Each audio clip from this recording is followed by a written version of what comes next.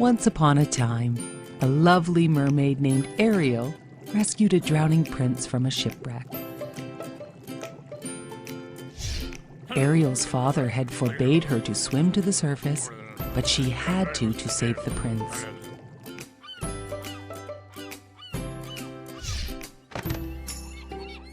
Ariel wanted to be part of the human world so badly. Somehow she would find a way. As she touched the prince's face, she wished with all her heart that she could stay on the beach and dance with this man of her dreams. As the prince lay unconscious, she sang to him.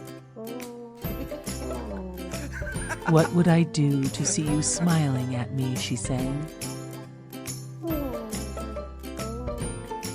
Her father's trusted friend tried to convince Ariel that being under the sea was her home, and she would be much happier living her life there instead of the human world. The Sea King had asked his friend to keep an eye on his daughter.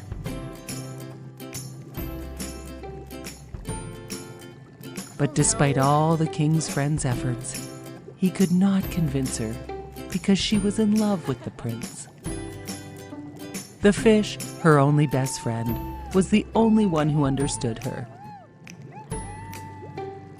Her fish friend surprised Ariel with a statue of the prince that had sunk with the shipwreck. "Oh, thank you so much, my friend," Ariel said. "The statue looks exactly like him." Just then, her father, the Sea King, found Ariel in her secret grotto with her collection of things from the world above the sea. He destroyed all of her treasures in an attempt to protect her from the dangers of the human world. Ariel was so upset. Oh no. She sought out the help of the Sea Witch. The Sea Witch made a deal with Ariel. In exchange for the mermaid's voice, the witch would transform Ariel's mermaid tail into legs. The Sea Witch told Ariel she would remain human only if she received a kiss of true love before the sunset on the third day. As Ariel wiggled her newly found toes, the Sea King's trusted friend knew he had to tell the king. But he knew Ariel would be so sad as a mermaid. The king's friend agreed to help Ariel find the prince. Ariel's seagull friend helped her find a dress, and it wasn't long before the prince arrived. "You are the one!" he exclaimed.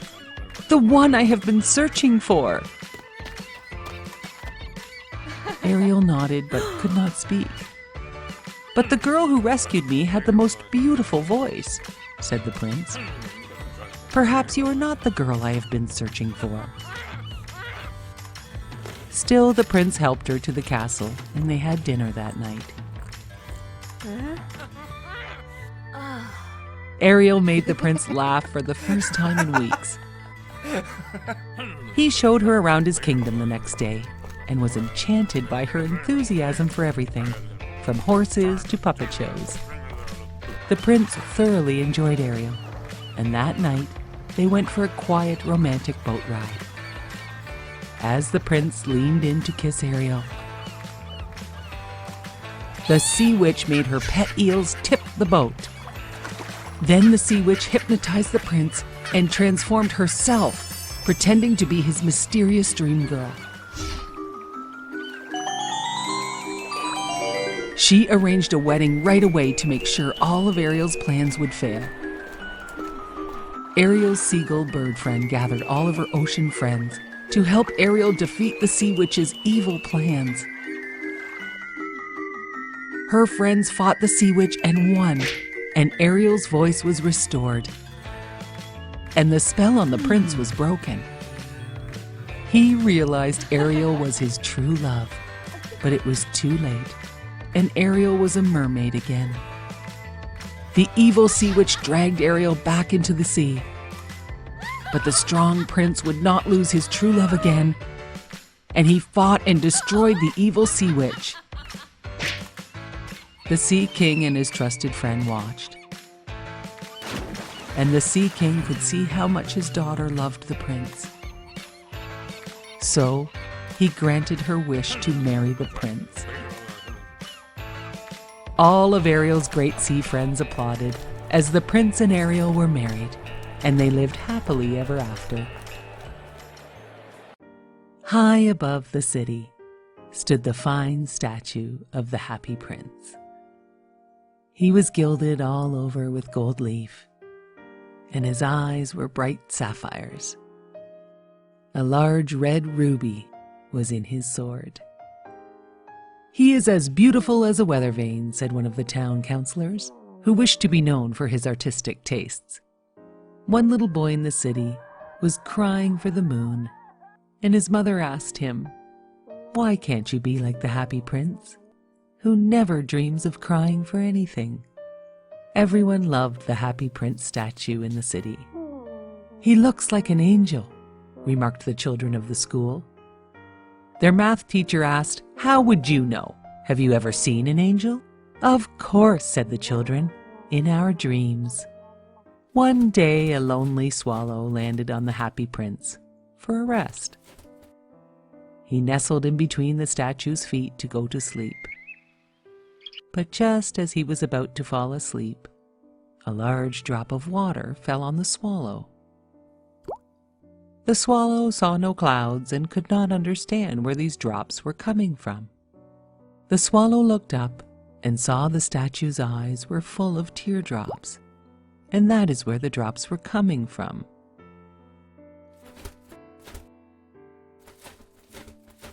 "Who are you?" asked the swallow. "Well, I am the happy prince," said the statue. "Why are you crying?" asked the swallow.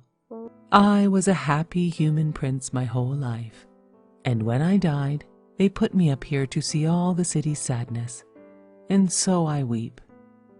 I can see a very sad seamstress who has a very sick son. She is so very poor. Swallow, swallow, will you bring her the ruby from my sword?" asked the happy prince statue. "Oh, but I must be leaving to meet my swallow family," said the swallow. "Oh, swallow, swallow, little swallow, will you not stay with me for just one day and help me?"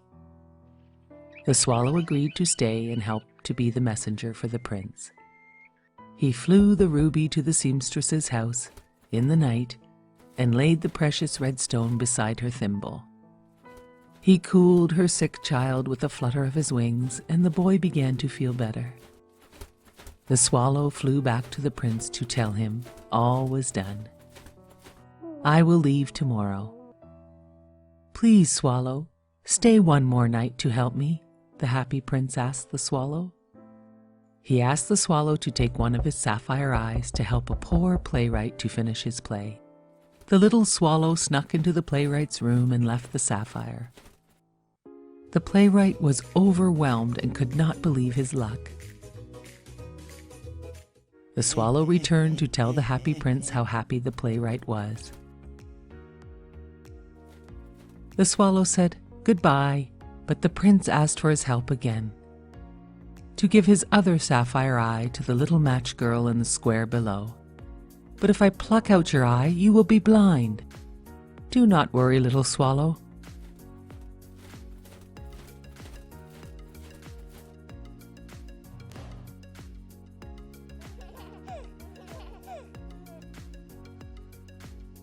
Go and join your family now." But the little swallow insisted on staying forever with the happy prince. The happy prince asked the swallow to take each leaf of his gold to help the poor in his city, and so the swallow did, as the happy prince asked, leaving the happy prince looking quite dull. The swallow stayed too long, and the cold winter made him very sick. He knew he was going to die. He told the prince he loved him and kissed him on the lips before falling at the statue's feet to his death. At that moment, A strange cracking noise sounded from inside the statue. The leaded heart of the statue had been broken. The city councilors took down the Happy Prince statue as it no longer was gold with precious rubies and sapphires. They found a dead bird at its feet and sent everything to be taken away to the garbage. God was looking down and sent 2 of his angels to bring the 2 most precious things from the city to him. The angels found the dead bird and the broken leaded heart and statue and brought them to God. God thanked them so much. He brought the little swallow back to life and repaired the statue and his broken heart. And he put them in his Garden of Eden for the little swallow to sing forever and live with his Happy Prince statue. Once upon a time, there was a lovely lady who lived in the countryside. Her beautiful white cottage was filled with the smell of fresh baked cookies that wafted over to her barn. She loved to bake cookies. One day, she wanted to bake something extra nice with flour, sugar, and spice. She got out her big red mixing bowl and her wooden spoon. She mixed all her ingredients until the batter was just right. Then she rolled out her dough just perfectly. She thought, this dough is so perfect and flat and just like butter. I think it is time for my cookie cutter. Soon the cookie was baked perfectly.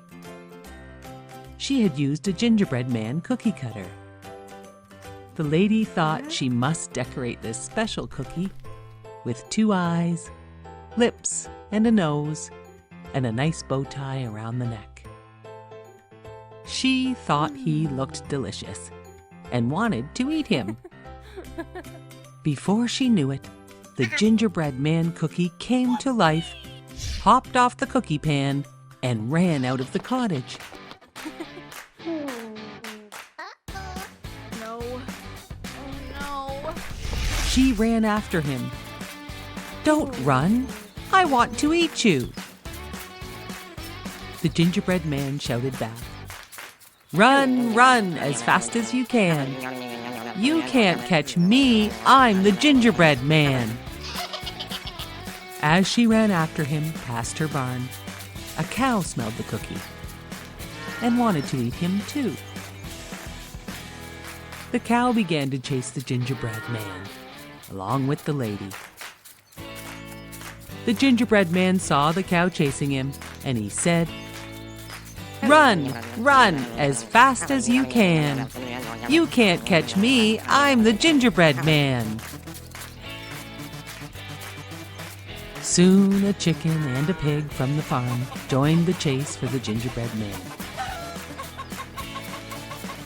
They chased him all the way to the edge of the big pond. The gingerbread man knew he would melt if he went into the pond. And then, all of a sudden, a sly fox appeared and offered to help the gingerbread man cross the water.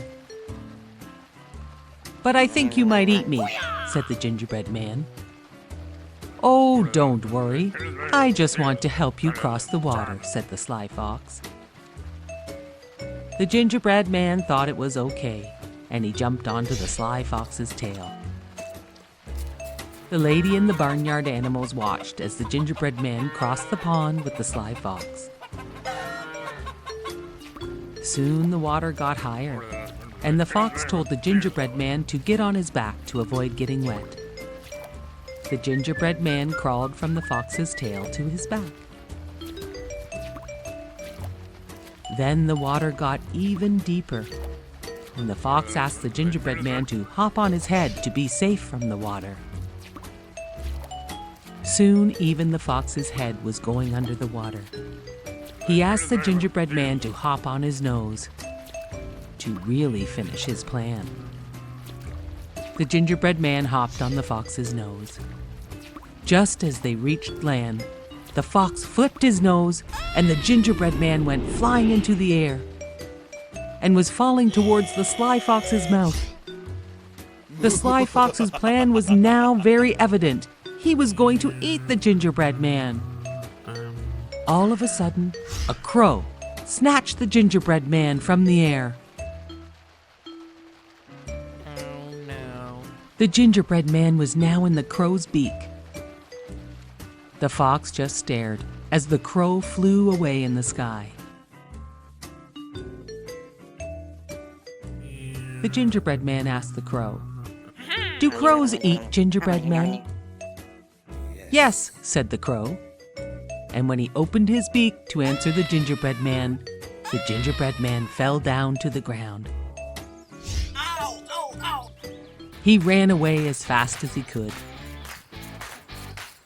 The gingerbread man yelled to the lady and all the animals, "Run, run as fast as you can. No one can catch me. I'm the gingerbread man." If you ever see a gingerbread man, don't try to catch him, because no one can. Once upon a time, there was a mother pig who told her 3 little pigs it was time for them to build their own home and move out. She told them to build their homes to be safe from the big bad wolf.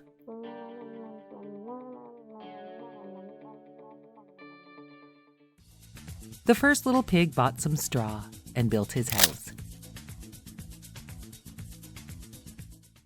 Soon enough, a wolf came along and knocked on his door.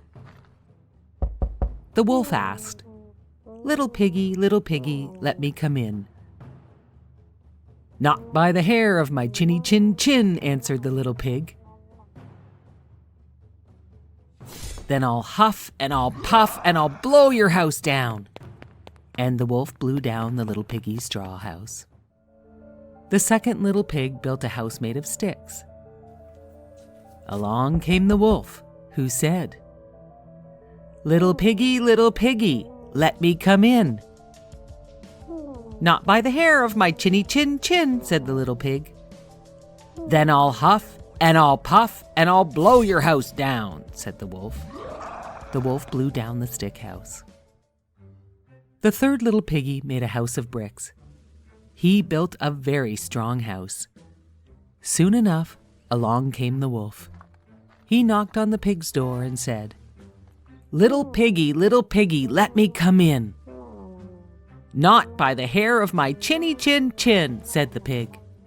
"Then I'll huff and I'll puff and I'll blow your house down," said the wolf. So the wolf huffed and he puffed, but he could not blow down the strong brick house.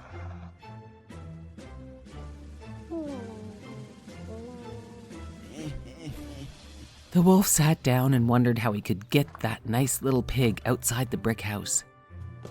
Then he had an idea.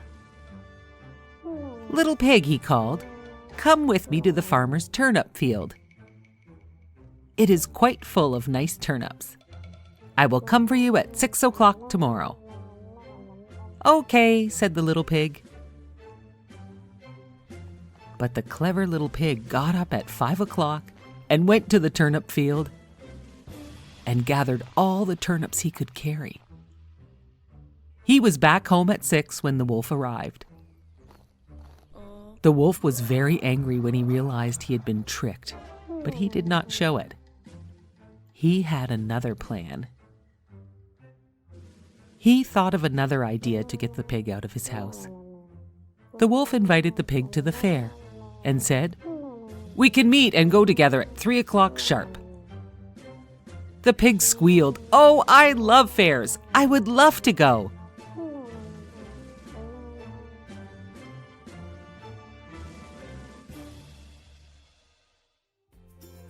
The little pig slipped out early to the fair and had a wonderful time, playing games and eating cotton candy.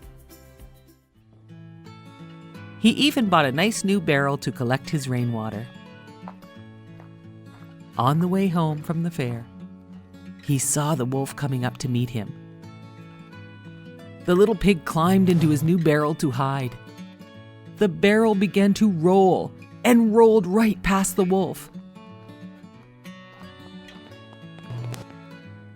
The barrel scared the wolf, and he ran all the way home.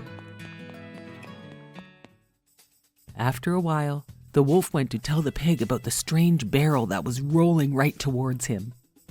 The little pig laughed and said, "It was only a barrel," the little pig told him. "I was inside the barrel." The big bad wolf did not like to be laughed at, and he was tired of the little pig's tricks. He was also very hungry. He wanted to eat the little pig. "Little pig, I am tired of your tricks. The time has come to eat you up." It had been so easy to huff and puff and blow down the straw and stick houses, but he had to figure out what to do to get into this little pig's brick house. The big bad wolf looked up and saw the chimney for the fireplace. And then he jumped up on the roof and shouted down, little piggy, down the chimney I will come to get you and eat you up." The little piggy put a huge pot of boiling water over the fire just in time. The big bad wolf jumped into the chimney and fell all the way down, right into the pot of hot water. And that was the end of the big bad wolf.